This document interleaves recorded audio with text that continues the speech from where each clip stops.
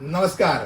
कायदेशीर माहिती देणाऱ्या माझ्या यूट्यूब चॅनलमध्ये आपलं स्वागत आहे. आजचा विषय DCPR 2034 चे नियम 33/7 उपकर प्राप्त इमारतींचा पुनर्विकास बद्दल सांगणारी हा जो कलम आहे, हा नियम आहे, याची आज आपण माहिती घेणार आहोत. पहिली गोष्ट म्हणजे महाराष्ट्र राज्याच्या नगर विकास विभागाने 2018 मध्ये जारी केलेल्या GR अधिसूचनेनुसार development control and promotion regulations for greater Mumbai 2034 या गोष्टीला GR कडून मान्यता दिली आहे, ज्याला DCPR 2034 म्हणून ओळखलं जातं. मुळात किमान भाडेपट्टा असलेल्या भाडे नियंत्रण कायद्यामुळे मालकांकडे इमारती चांगल्या स्थितीत ठेवण्यासाठी अक्षरशः पैसेच उरत नाही, आणि मग त्या पैसे तसेच इमारती तशाच ठेवल्या जातात, त्यांची डागडुजी केली जात नाही, आणि मग असे मोडकळीस आलेल्या इमारती यांना सेस घेऊन म्हणजे उपकर घेऊन म्हाडा या जुन्या इमारतींच्या दुरुस्तीसाठी निधी पुरवायला सुरुवात करते. पण अशा किती वेळा तुम्ही दुरुस्त्या करणार? 2दा झाल्या, 3दा रिपेअर झाल्या.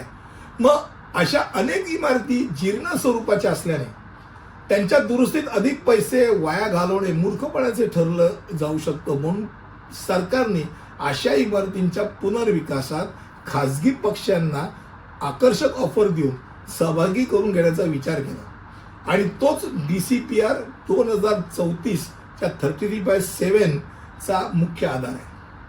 आता 33/7 पुनर्विकासाची प्रमुख वैशिष्ट्य काय आहेत हे आपण जाणून घेऊया. पहिली गोष्ट म्हणजे ती कुठे लागू होते? साधारणतः 33/7 प्रामुख्याने मुंबई शहरात म्हणजे उपनगर, मुंबई शहरात उपकर प्राप्त इमारती ज्या आहेत, ज्या जुन्या इमारती आहेत, त्याचबरोबर जुन्या महानगरपालिका पोलीस इमारती आहेत, ज्यांचे वास्तव जी इमारत 1969च्या अगोदरची असेल त्या संरक्षणासाठी आहे. क्रमांक 2 FSI आणि प्रोत्साहन यात आहे. एकूण भूखंड क्षेत्रफळावर 3 FSI किंवा पुनर्वसन FSI प्लस 50% प्रोत्साहनात्पर FSI यात दिलं जातं. त्याचबरोबर संयुक्त अगर पुनर्विकास केला म्हणजे विकासकांनी उपकर प्राप्त इमारतींचे 2-3 भूखंड एकत्र केले आणि जर त्यांचा संयुक्तपणे पुनर्विकास केला तर प्रोत्साहनचा FSI 50 वरून 60% पर्यंत वाढतो. आता हे कसं होतं? तर पहिली गोष्ट म्हणजे यामध्ये साधारणतः 50%हून अधिक म्हणजे 51% भाडेकरूंचं सहमती लागते, कन्सेंट लागते. हे कन्सेंट ज्या वेळेला घेतली जाते त्यावरती बिल्डर निश्चित केला जातो. त्यानंतर बिल्डर म्हाडाला अप्रोच होते, आणि मग म्हाडा त्या प्रत्येक जो तिथे राहतो त्या भाडेकरूचं घर आणि ती इमारतीतलं क्षेत्र प्रमाणित करायचा प्रयत्न. मग ते येतं, व्हिडिओ शूटिंग पण असते, 1-1 इंच मापलं जातं. भाडेकरूकडे असलेलं क्षेत्र खास करून त्याच्या घराच्या उंबरठ्यातील आतील जे क्षेत्र आहे ते सगळं मोजलं जातं, आणि त्याचबरोबर त्याला त्याच्या मजल्यावरील कॉमन एरियासह प्रमाणित जेवढं गोष्टी असतील त्याच्या एकूण त्याच्या मजल्यावरती समजा 5 जण आहेत, त्या 5 जणांमध्ये वेगवेगळ्या आकाराचे समजा घर असतील तर तुमच्या घराच्या आकारानुसार तुम्हाला तो प्रोपोर्शनॅलिटी ती कॉमन एरियातली जो गोष्ट सुद्धा तुम्हाला तुमच्या एरियात ॲड करून मिळते. आणि कॉमन एरिया कुठची? तर बाल्कनी आहे, पॅसेज आहे, शौचालय आहे, किंवा पाण्याचा नळ असलेलं साधारणतः बाथरूमचं क्षेत्र आहे, किंवा जिना.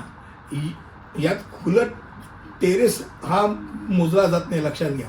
या सगळ्या कॉमन एरिया ज्या आहे या सामायिक क्षेत्रफळचा तुमचा प्रोपोर्शनेटला भाग प्लस तुमचं घर प्रत्यक्ष हे एकूण तुमचं क्षेत्रफळ ठरतं तुमच्या घराचं, ज्यामध्ये 5% अधिशेष हे भाडेकरूला कायद्याने मिळतं ॲडिशनल, आणि त्यानंतर त्यावर परत बिल्डर प्लस 20% किंवा प्लस 35% पर्यंत अतिरिक्त फंजिबल क्षेत्रफळ देऊ शकतो. त्यामुळे भाडेकरूंचा या 33/7 मध्ये निश्चित असा फायदा होतो.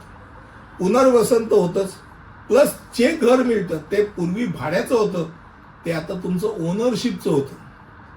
त्यामुळे साधारणतः ज्यांचं घर भाड्याची घरं साधारणतः बहुतांशी घरं 250 किंवा 300 स्क्वेअर फूटच्या आतलीच असतात. त्या वाढीव क्षेत्रफळ तर मिळतंच. 300-350 का जवळजवळ 650 पर्यंत पण जाऊ शकतं.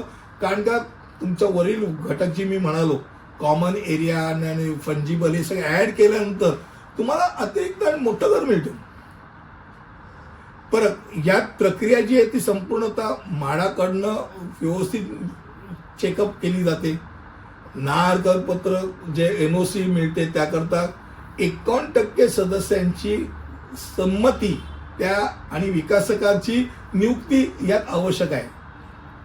आता जर व्यावसायिक असेल तर व्यावसायिकाला 13.9 फूट पर्यंत जास्तीत जास्त परवानगी आहे उंचीची. निवासी करता 8.5 ते 9 फुटाची हाईट, जास्तीत जास्त 11 फुटाच्या हाईट पर्यंत परवानगी आहे.